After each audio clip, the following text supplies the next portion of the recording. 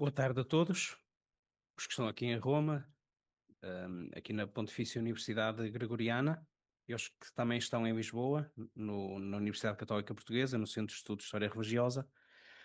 Damos início a mais uma sessão deste seminário de Arquivos Romanos, com a temática que já foi apresentada. Centrar-nos-emos nesta temática importante relacionada com o apoio prestado pela Santa Sé, de forma especial aos refugiados em tempo de guerra, aos hebreus. E melhor do que ninguém, temos connosco também hoje, e é uma grande graça podermos ter connosco o professor Johan Ickx, que é o diretor do Arquivo Histórico da Secretaria de Estado, da Sessão para a Relação com os Estados e as Organizações Internacionais. Mas antes de apresentar o Dr. Johan Ickx, eu queria deixar aqui também um agradecimento à Pontifícia Universidade Gregoriana, na pessoa do seu reitor, o Padre Marco Lewis, na pessoa também do decano e diretor da Faculdade de História da Igreja e Bens Culturais, o professor Paulo Oberholzer, que colaborou connosco na preparação deste encontro, na disponibilização deste anfiteatro onde nos encontramos, e ele também saúda todos os presentes. Ele não pode estar aqui neste momento porque está em tempo de exames com os alunos e por isso pediu desculpa de não poder estar fisicamente presente connosco. E sendo assim, passo sem mais demoras à apresentação do Dr. Johan Ickx, que estudou Ciências Religiosas, Teologia, Filosofia na Universidade Católica de Louvain. Estudou também História da Igreja aqui na Pontifícia Universidade Gregoriana, fazendo o seu doutoramento em História da Igreja. E em 2000 começou a sua colaboração com a Santa Sé como oficial da Congregação para a Doutrina da Fé, junto do Arquivo Histórico, e desde 2010 foi nomeado responsável do Arquivo Histórico da Seção para a Relação com os Estados e Organizações Internacionais da Secretaria de Estado, onde ainda atualmente trabalha e dirige o arquivo. É membro e foi membro de vários comitatos científicos em diversos países, tem dezenas de publicações, das quais cito apenas, para introduzir também a temática, a publicação em 2018 do volume Diplomacia Secreta no Vaticano, Eugênio Pacelli e a Resistência Aliada em Roma. Também no ano 2020, Le Bourreau, Le Juif de Pie XII, que foi traduzido em português, Os Judeus de Pio XII, publicado a tradução no ano 2021, e ultimamente o volume Pio XII, Ele Hebrei. Mais do que ninguém, o professor Johan Ickx é pessoa preparada e que está, digamos assim, com as mãos nos documentos e nas fontes e tem uma panorâmica geral de todas as publicações que se vão realizando neste âmbito, e é para nós uma grande alegria tê-lo connosco. Já é a segunda vez que participa diretamente no nosso seminário, participou no primeiro em 2024, em junho, e agora participa mais uma vez, apresentando-nos uma temática intitulada Pio XII, a rede de Pio XII, algumas novas perspectivas. Muito obrigado, professor Johan Ickx, pela sua presença e somos todos ouvidos. A lei la Obrigado, parola. grazie. Grazie. Thank you. Yes, in former interventions and in a recent paper, I delivered a lecture also that I gave at the occasion of the conference organized by the International Holocaust Remembrance Alliance and published 2 years before the opening of the archives in 2018. Regarding Pius XII's pontificate, and the title was The Holy See and the Refugees. I attempted in that occasion to delineate the complex organizational structure that was behind the Holy See's actions and initiatives towards Jewish refugees, be it baptized Jewish or not.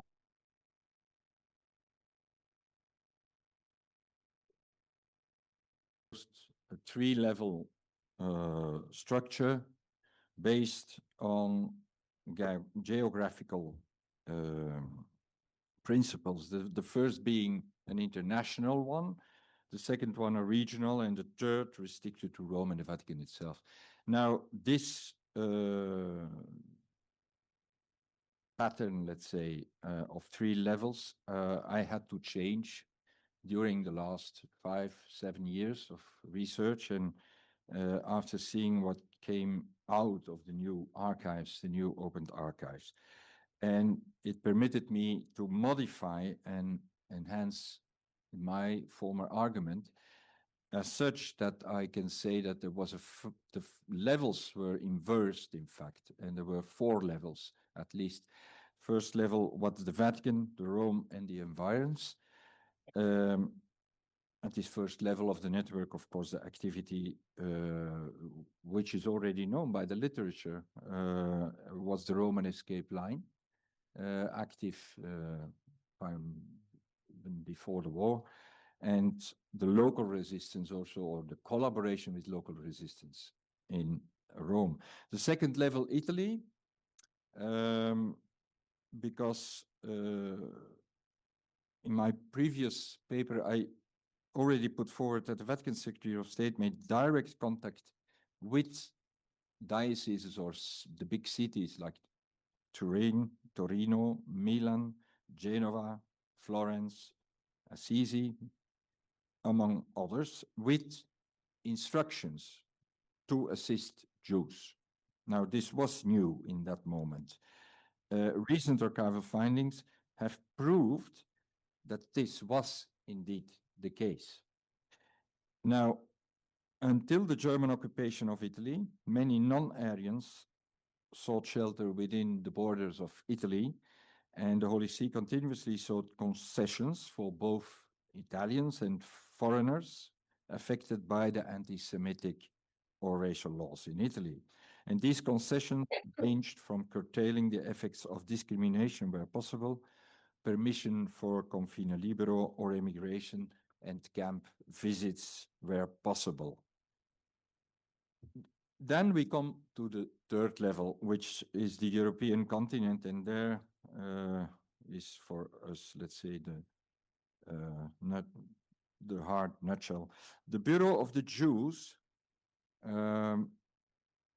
as it was organized in Italy, appeared as well structured over the European continent. And the success at this third level depended mostly on the loyalty of church leaders.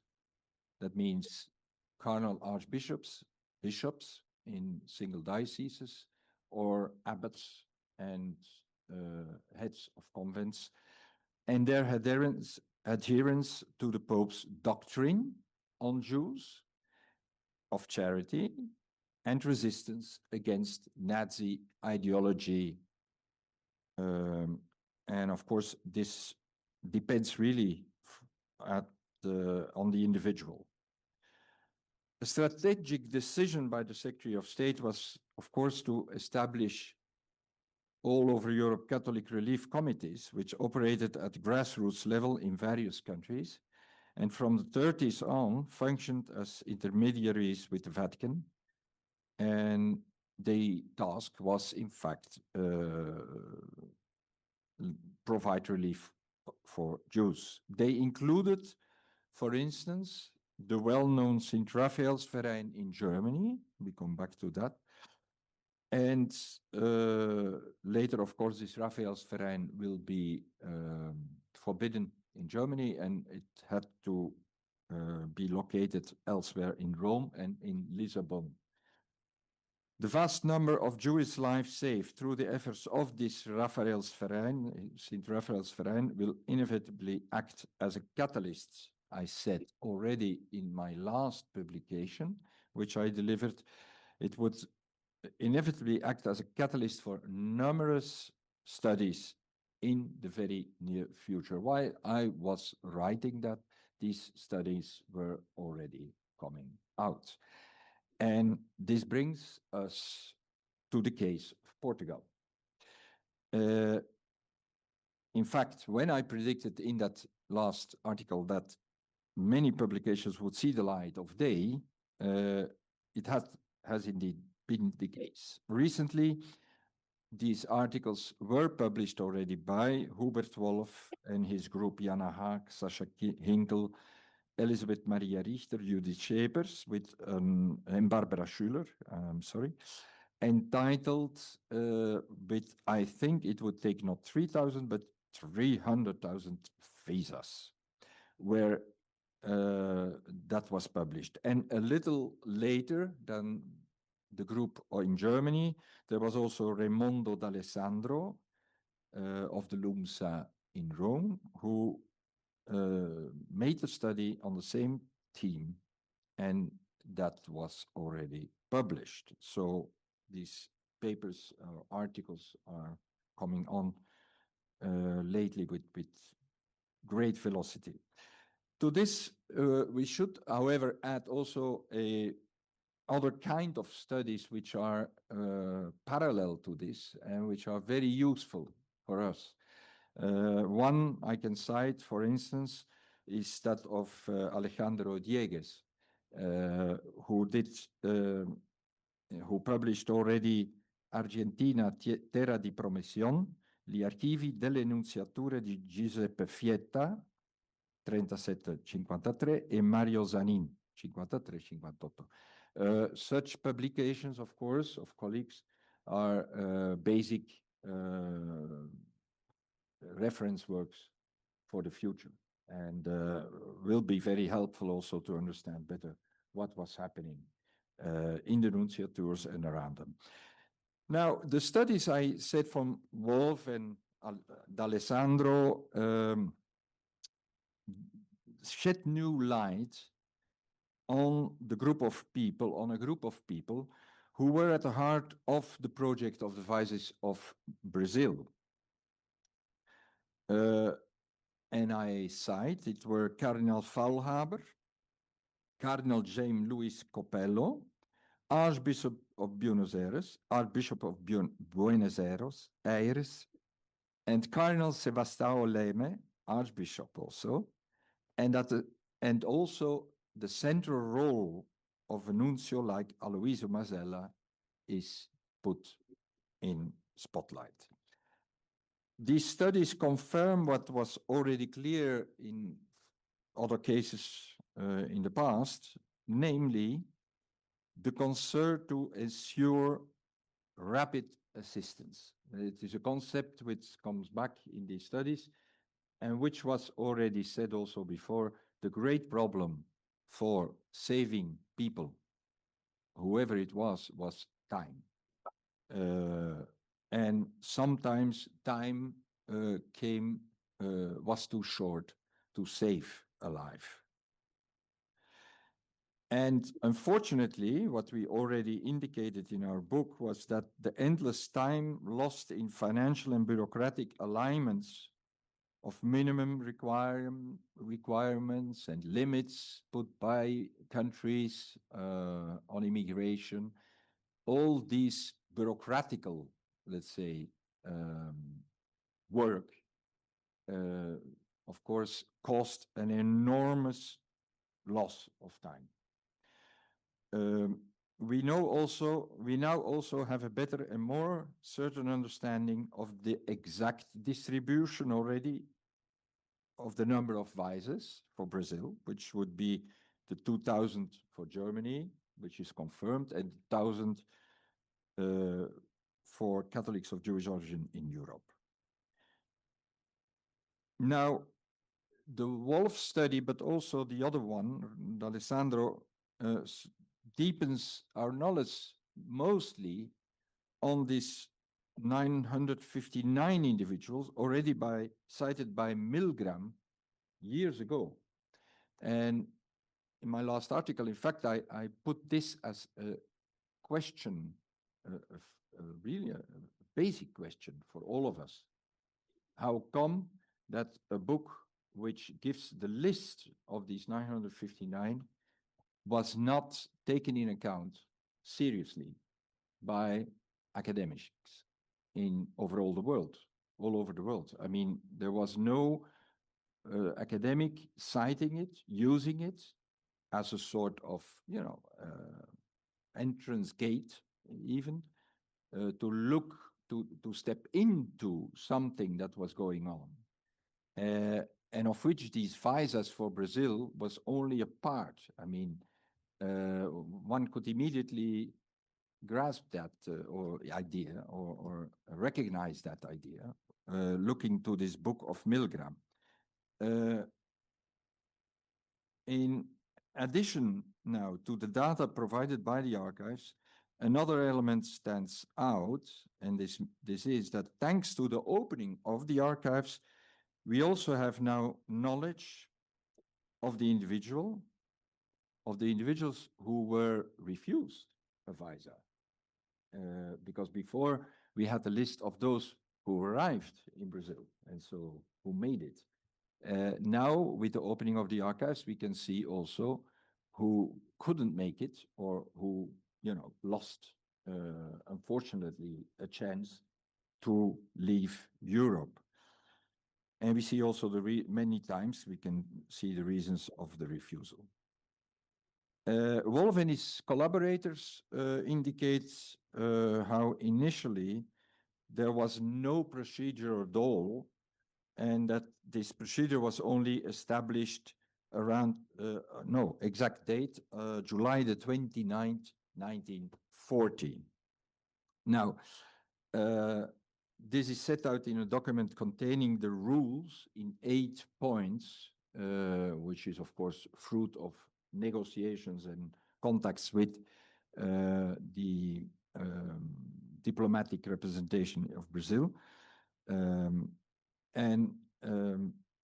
I already put that, I gave a hint to this already in my book, The Pope's Cabinet.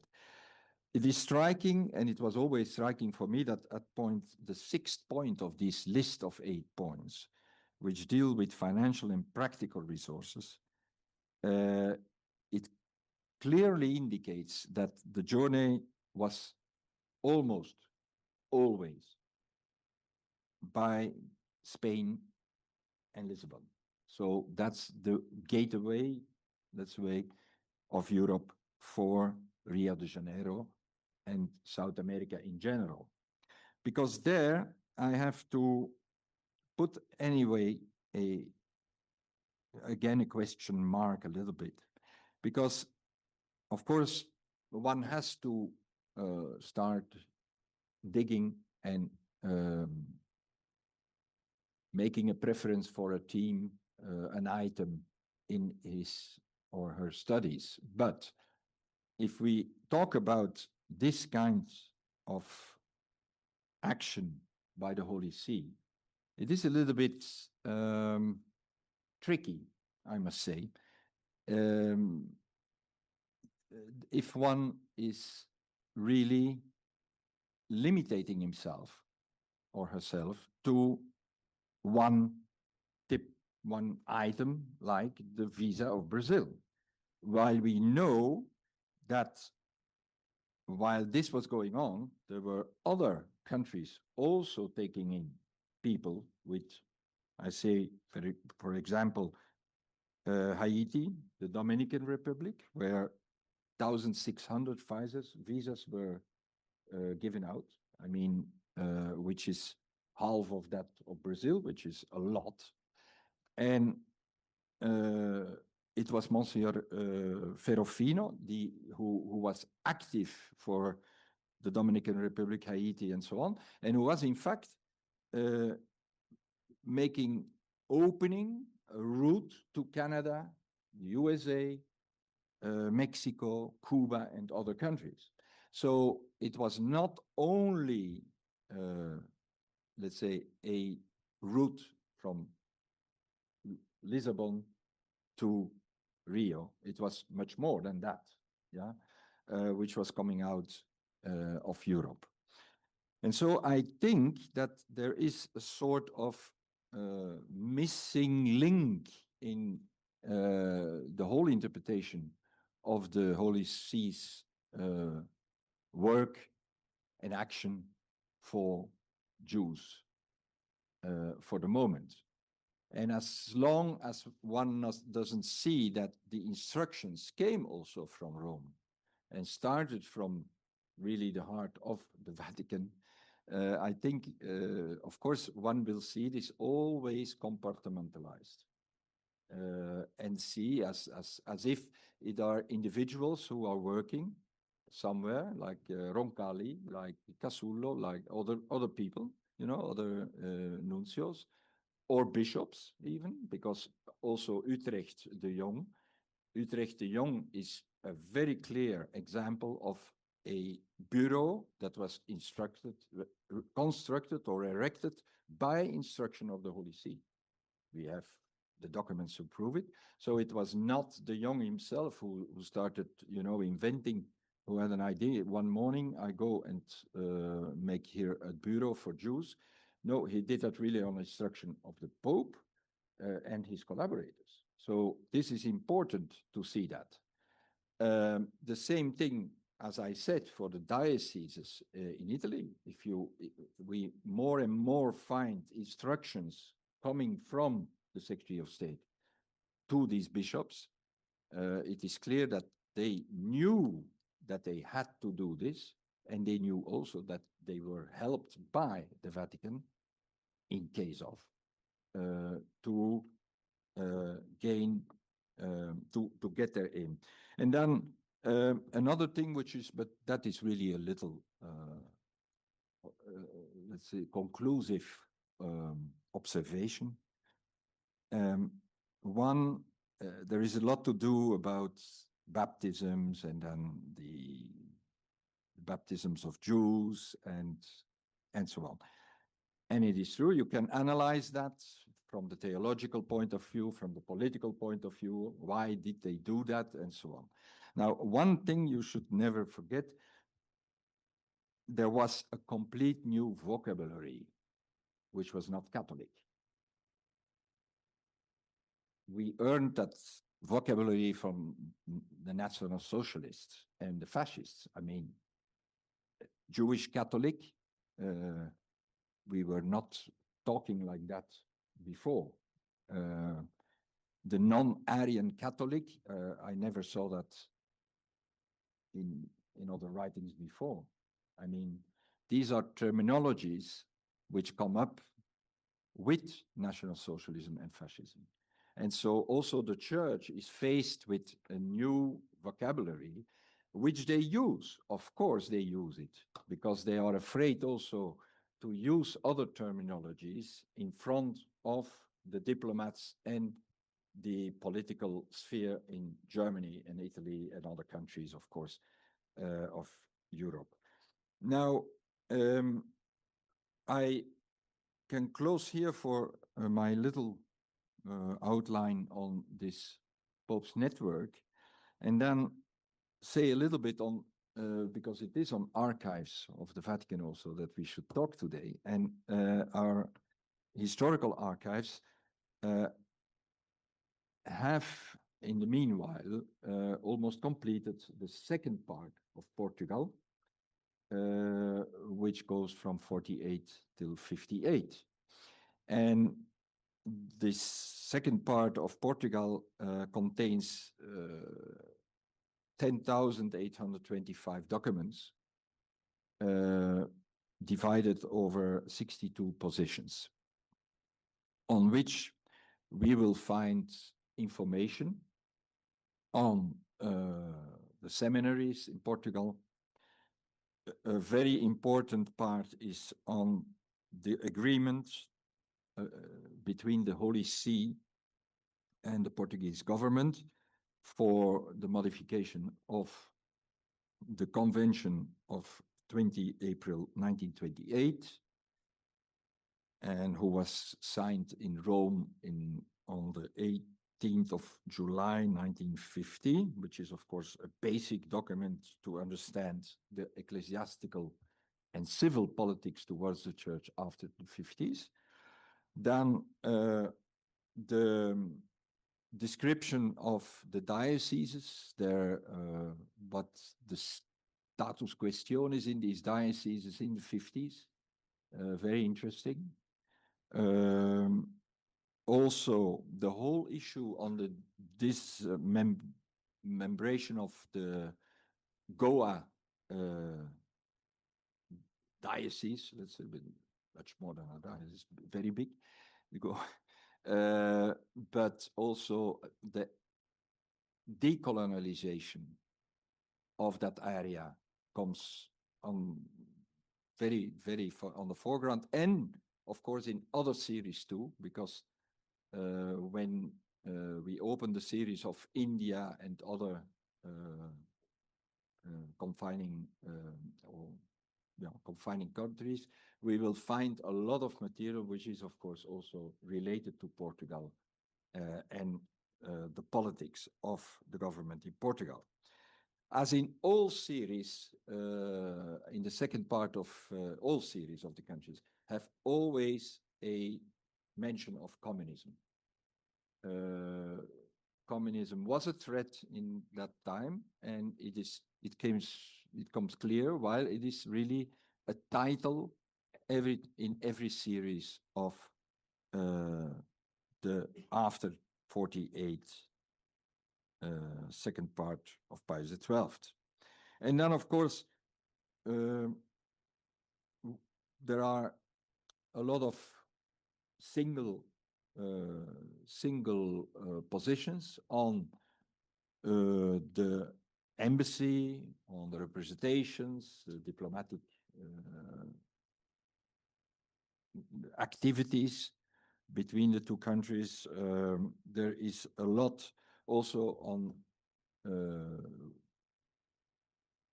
divorce, and which is also something which in the second part of Pius XII several times we find in series in Europe. The marriage and divorce is an issue, a moral issue, on which was worked a lot by a lot of nuncios. And then I say the colonies, of course, probably the colonies are one of the issues which takes an enormous a number of papers, folios of the archive. And of course, it is up to all of you, the professors and investigators, to come to the archives and see what history is hidden in these documents. Thank you.